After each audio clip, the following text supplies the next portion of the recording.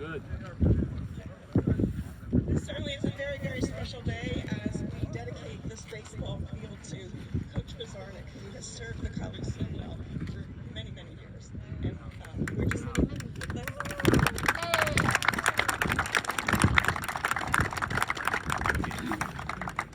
So I want to welcome all of you and especially say congratulations and thank you for your service for so many years. We have to get this program done in 25 minutes, so I'm going to pass the mic. Can't hear.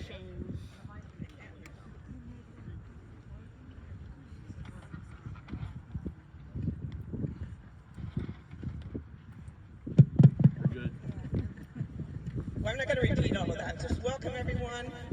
We have 25 minutes to get this program in. And again, congratulations to Coach Bazarnic. We're just delighted to be able to name this field after him, especially.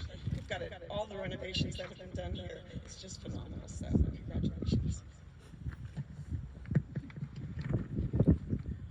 For those that don't know, I'm Tommy Reams. I'm the athletic director and men's basketball coach out here. Also former ACM baseball player, as many of you are out here today.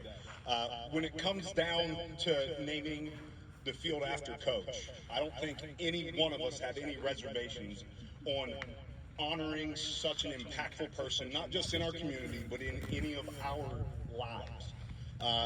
I could talk to all of you today, and everybody would echo the same sentiment. Coach made us feel like the center of the universe. He helped us grow. He led us and changed us into the young men and women that we eventually became through his coaching and his teaching. His impact goes well beyond baseball. If I talk to all of you, once again, you would say you want to pass down the traits, the characteristics, the hard work, and the perseverance that he taught us to your kids and to your kids' kids. That's an impact that can't be measured. That's the reason everybody showed up today, to make sure they knew that even though the rock is gone, Steve Bazarnic's impact will never fade. So it's our honor to name the field after Coach Babs. We appreciate you, we love you, we respect you, and we couldn't be happier. Thank you.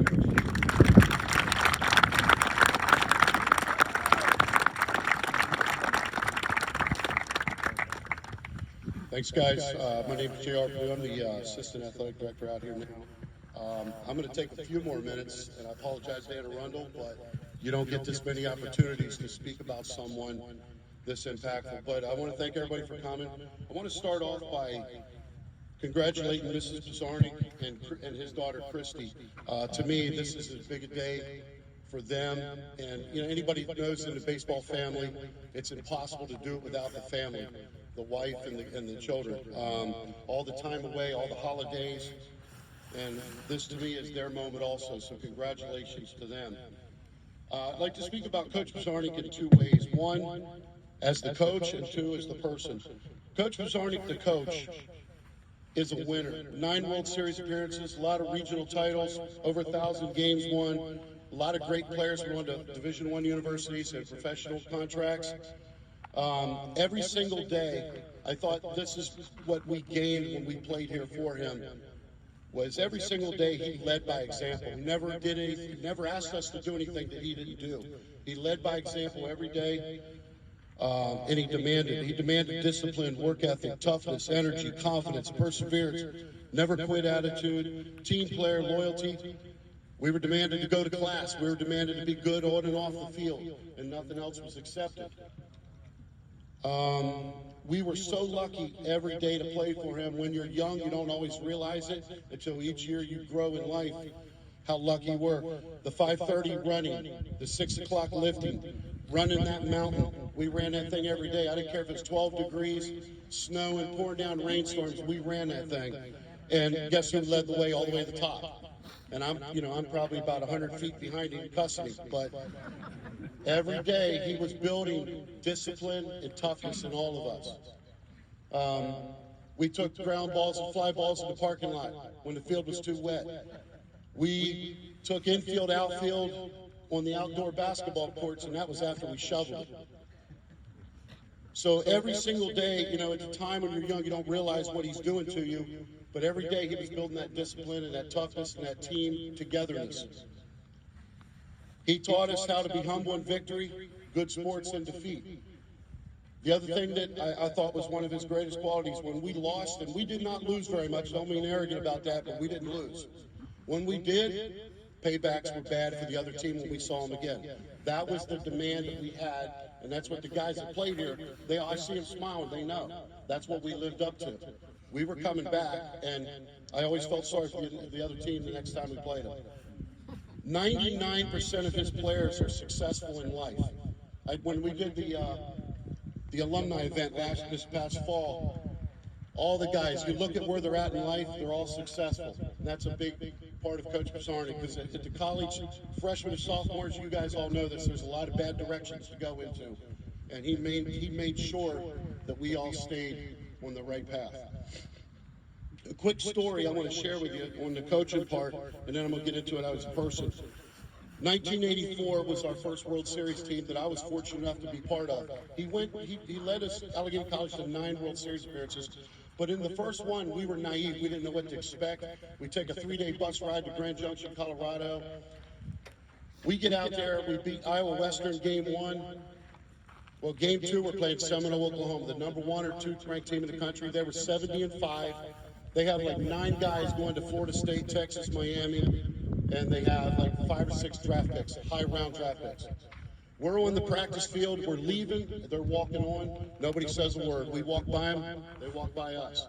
We get on the bus, we drive to the game field, and out in left field, we were getting ready, or out past left field in the parking lot, we were getting ready to get off the bus, and he told us, don't move.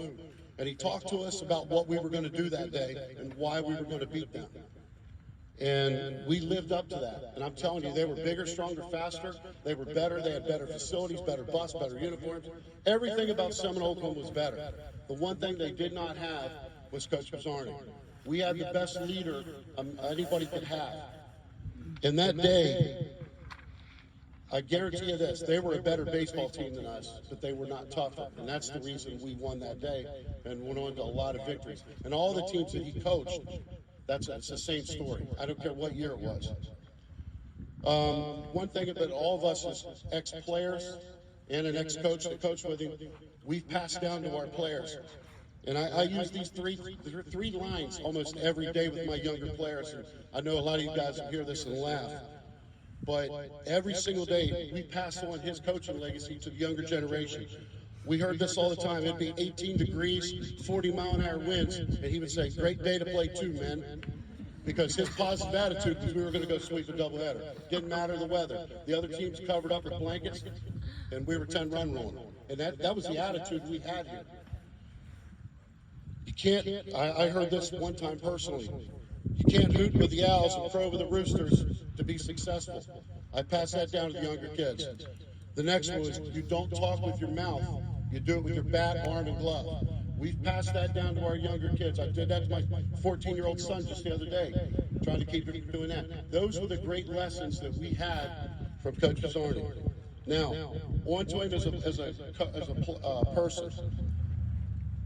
And I see him as the greatest coach ever. He was a better person than he was a coach. He's kind, thoughtful, caring, respectful. He's an animal lover and a great family man.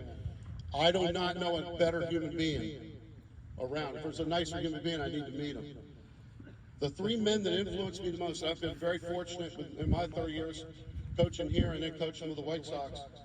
But I've been around like Leo Mazzoni and Don Cooper, great mentors in baseball. The 3 men that impacted me the most was my father, who every single day had my back. It taught me a lot of discipline. Then I got into my teen years, and everybody knows that. You get into you drift away. Paul Ackerman is the reason I came here. He became my big brother. When I got to Allegany College, I tried to quit 5 times. Hated school, didn't think I was ever going to play. I just felt like I didn't belong here. Paul Ackerman told me 5 times, this is the place you want to be, and this is the coach you need to play for. So I stuck it out. Greatest decision of my life, because Coach not only became a great coach to me, a great friend, a great colleague, but became like a second father. And I'll close it with this. My children see Coach Bazarnic and his wife as their grandparents. I see Mrs. Bazarnic as my second mother and Coach Bazarnic as my second father. I am so lucky and blessed that my life started here in baseball at Allegany College with Coach Bazarnic. I was so lucky in 3 ways. I got to spend first as a player. I'd be honest with you, I feared him a little bit because I was young and he was an intimidating man, but I respected him more than anything. Every single day, he challenged me to get better. The other thing, then I got to coach eight years with him and became a colleague and a friend. And it was really important. We were together 24/7 during those 8 years. Then the last 30 years that I was gone, coming back, I became even closer to him and his family. And just wanted to say that he's been like a second father, Mrs. Bazarnic, wherever she's at, a second mother. Great people, great family. There you are. And I want to say congratulations to all the Bazarnics, Coach. You guys are the absolute best. I have no idea where my life would be if I was not part of you guys, and that's from the heart. You are the absolute best. We love you. Congratulations, and thank you.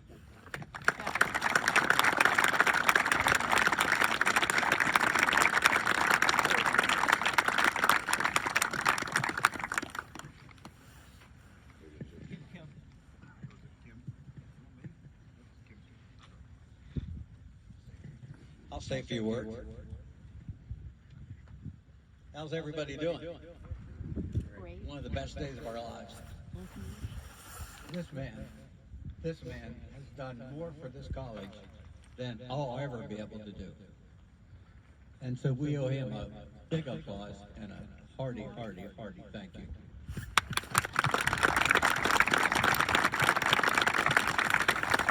Certainly on the board, from the Board of Trustees, we congratulate the coach, as everybody knows him.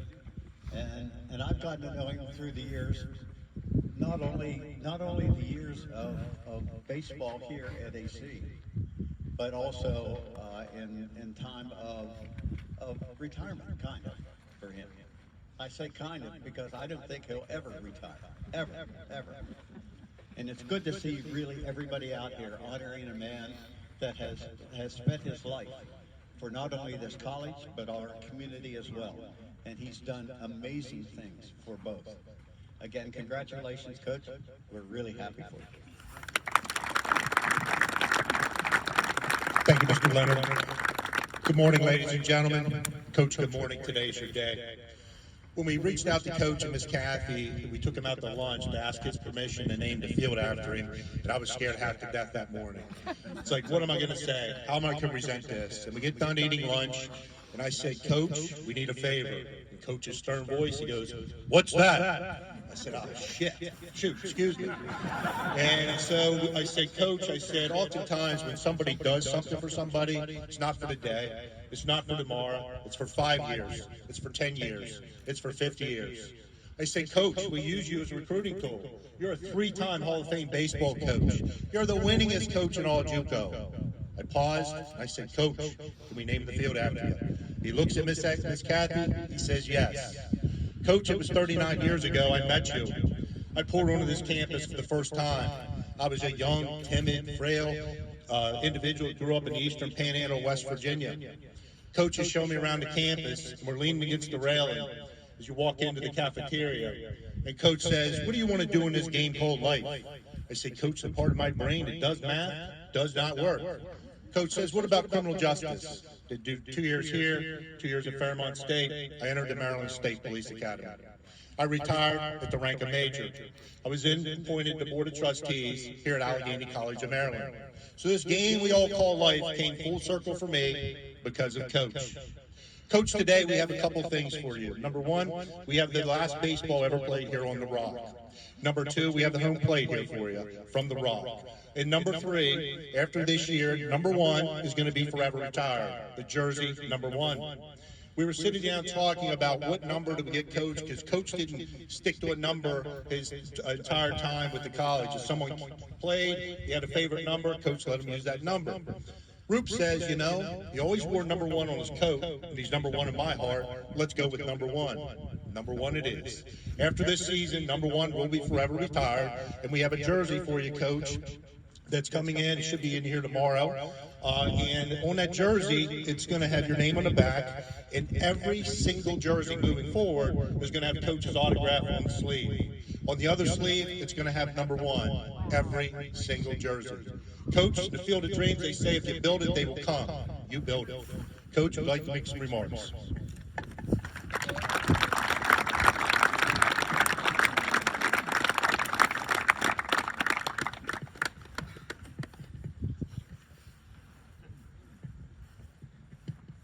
Wow. Wow, wow, wow. How can you follow that? Just,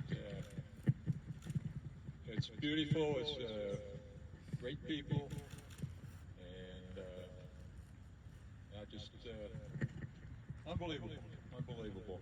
But this day will last the rest of my life, and then hopefully we can play up there, okay?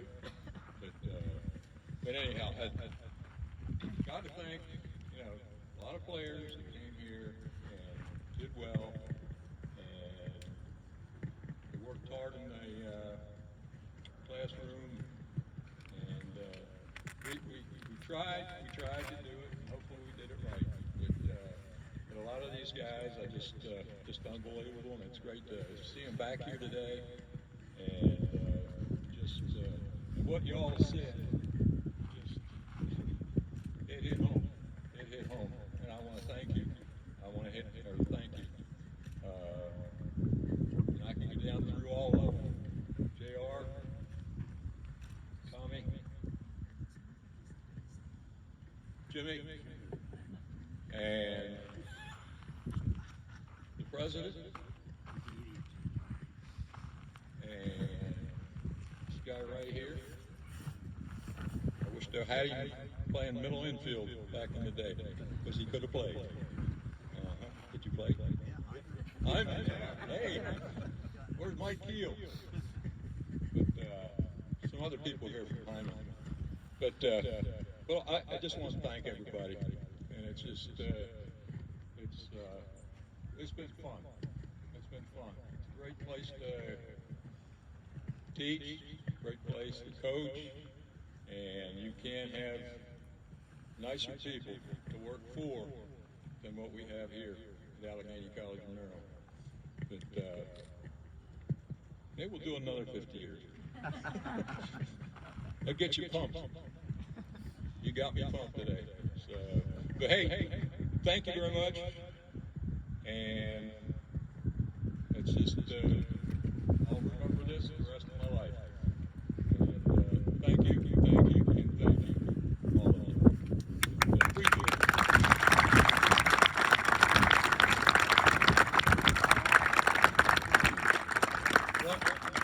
One other thing I want to say. That gal over there, there's two gals, Christy and Kathy. They're the ones that kept me. There they are. But it's been good.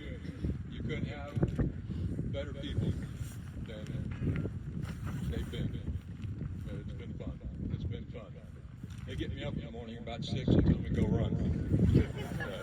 But hey, God bless, and thank you, all you people. All you people. You're the greatest people going. Greatest people going. And there's a guy over there, too, that sent a lot of players here. Keno Geezer. Thank you. But we used to run up and down 220. Go to, up to Phillipsburg. That was where everybody went to play, and there were a lot of tryout camps there. And if you could play, you were seen there. Thanks to that guy right there. And he helped us out a lot. But it brought a lot of players down. But anyhow, hey, that's good. But thank you very much. Yeah, let's play two. Let's play two.